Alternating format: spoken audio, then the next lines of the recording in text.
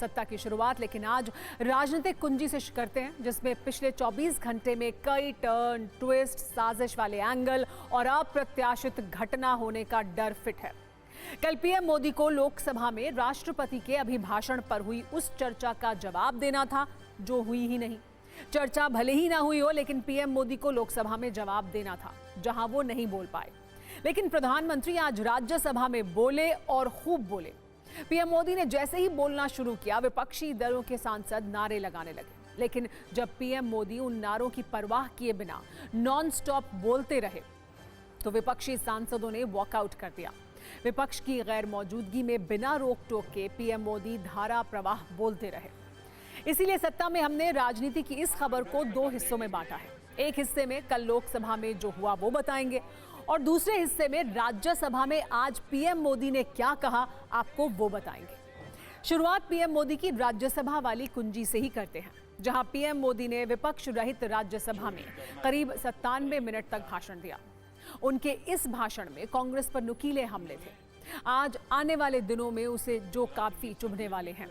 इस भाषण की खास बात यह रही कि पीएम मोदी ने आज कांग्रेस पर महात्मा गांधी का सरनेम चुरा लिया है, ये आरोप लगाया।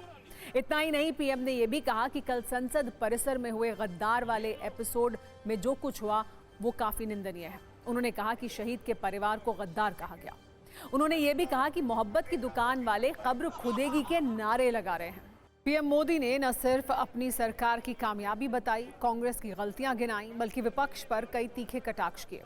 कांग्रेस अध्यक्ष मल्लिकार्जुन खड़गे जब नारे लगा रहे थे, तो पीएम मोदी ने कहा कि खड़गे जी की उम्र को देखते हुए उन्हें बैठकर नारे लगाने चाहिए। आज राज्यसभा में बयानों के बाण थे, लेकिन लोकसभा में हंगामा कुछ ज्यादा था, जिसके कारण कुछ ऐसा हुआ जो पिछले 2 दशक में नहीं हुआ था। यानी ये पहली बार हुआ कि अभिभाषण बिना पीएम के जवाब ही मंजूर हो गया।